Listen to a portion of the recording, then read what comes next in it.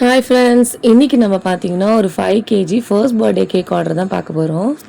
இந்த cake order எப்படி நமக்கு ப்ளேஸ் ஆகிருந்ததுன்னா, என்னோடய ஃப்ரெண்டோட பையனுக்கு பர்த்டே நான் கேக் செஞ்சு கொடுத்துருந்தேன். அவங்க டேஸ்ட் பண்ணிவிட்டு ஹஸ்பண்ட் ஒய்ஃப் 2 பேருமே ரொம்ப நல்லா இருக்குன்னு சொல்லிட்டு அவங்க ஹஸ்பண்ட் சொல்லியிருந்தாரு என்கிட்ட தான் வந்து கேக் ஆர்டரே கொடுக்கணும் அப்படின்ட்டு. ஸோ அதனால் வந்து கொடுத்துருந்தாங்க.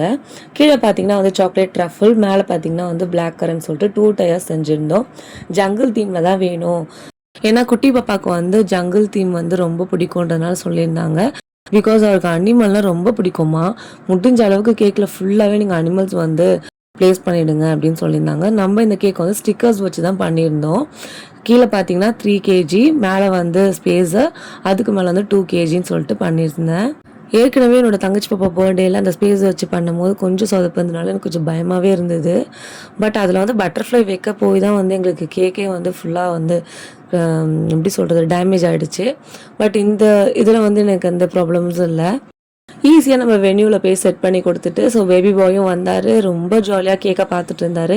எதனா ஒரு ஸ்டிக்கர் கையில் கிடைக்குமான்னு சொல்லிட்டு தான் ரொம்ப நேரமாக அவர் பார்த்துட்டு இருந்தார். கஸ்டமரும் ரொம்ப ஹாப்பி, ரொம்ப நல்லா இருக்குப்பா அப்படின்னு சொல்லியிருந்தாங்க. ஸோ கேக்ஸும் வந்து ஃபுல்லாக ஃபினிஷ்ட் ஆகிடுச்சு அப்படின்னு சொல்லிட்டு கால் பண்ணி சொல்லியிருந்தாங்க. ஓகே ஃப்ரெண்ட்ஸ், உங்களுக்கு இந்த மாதிரி கேக் ஆர்டர்ஸ் வேணும்னா கீழே கொடுத்துருக்க நம்பருக்கு காண்டாக்ட் பண்ணுங்கள்.